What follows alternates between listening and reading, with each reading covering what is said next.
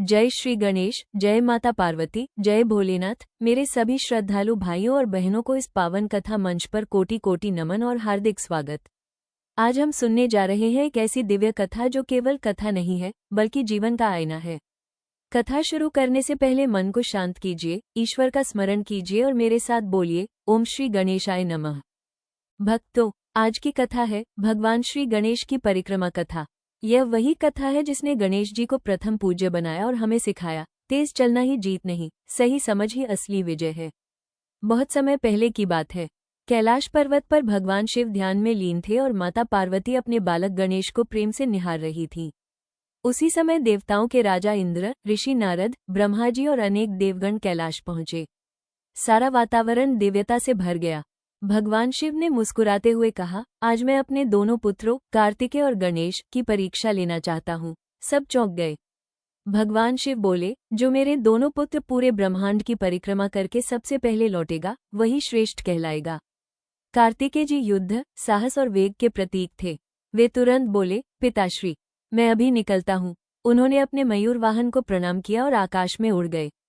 पृथ्वी, आकाश, लोक, नक्षत्र सबकी परिक्रमा करने लगे। उनके मन में एक ही विचार था, जो तेज है वही विजेता है। अब सबकी नजर गई छोटे से बालक गणेश पर। मोटा शरीर, छोटे पैर, पर चेहरे पर अद्भुत शांति। देवता मन ही मन सोचने लगे, ये बालक ब्रह्मांड की परिक्रमा कैसे करेगा। लेकिन भक्तों, जहाँ बुद्धि होती है वहाँ शोर नहीं होता। गणेश जी चुपचाप बैठे, आंखें बंद की, मनन किया। उन्होंने सोचा, पूरा ब्रह्मांड, लेकिन ब्रह्मांड में सबसे महान क्या है, और उत्तर आया, माता पिता। गणेश जी उठे, भगवान शिव और माता पार्वती के पास आए। धीरे धीरे अपने माता पिता की 3 बार परिक्रमा की, फिर हाथ जोड़कर बोले, पिताश्री, आपने ब्रह्मांड की परिक्रमा को कहा था। मेरे लिए मेरा ब्रह्मांड मेरे माता पिता हैं। मैंने उनकी परिक्रमा कर ली। पूरा कैलाश स्तब्ध रह गया। नारद जी बोले, वाह, यही सच्चा ज्ञान है। ब्रह्मा जी बोले, ये बालक नहीं, विवेक का स्वरूप है। भगवान शिव ने गणेश को अपने हृदय से लगाया और कहा, आज से तू प्रथम पूज्य कहलाएगा। हर शुभ कार्य तेरे नाम से शुरू होगा। और तभी से गणेश जी प्रथम पूज्य बने। कुछ समय बाद कार्तिकेय जी लौटे। जब उन्होंने ये देखा तो उन्हें क्षणिक दुख हुआ। गणेश जी आगे आए और बोले, भैया, आपने बाहरी यात्रा की और मैंने भीतर की। कार्तिकेय जी समझ गए और मुस्कुरा दिए। भक्तों, इस कथा से हमें क्या सीख मिलती है।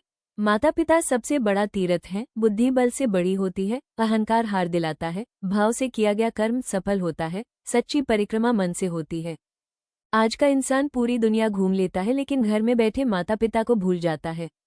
गणेश जी कहते हैं, पहले अपने कर्तव्य की परिक्रमा करो, दुनिया अपने आप घूम जाएगी। भक्तों, जब भी जीवन में रास्ता भटके गणेश जी को याद करना, क्योंकि जहाँ बुद्धि है वहाँ गणेश है। अगर यह पावन कथा आपके हृदय को छू गई हो, अगर आपको कुछ सीखने को मिला हो, तो लाइक जरूर करें, अपने परिवार और मित्रों के साथ शेयर करें और ऐसी ही दिव्य कथाओं के लिए चैनल को सब्सक्राइब करें, क्योंकि कथा आगे बढ़ेगी तो संस्कार भी आगे बढ़ेंगे। आंखें बंद कीजिए और पूरे भाव से बोलिए, बोलो श्री गणेश महाराज की जय। बोलो माता पिता की जय। बोलो सनातन धर्म की जय।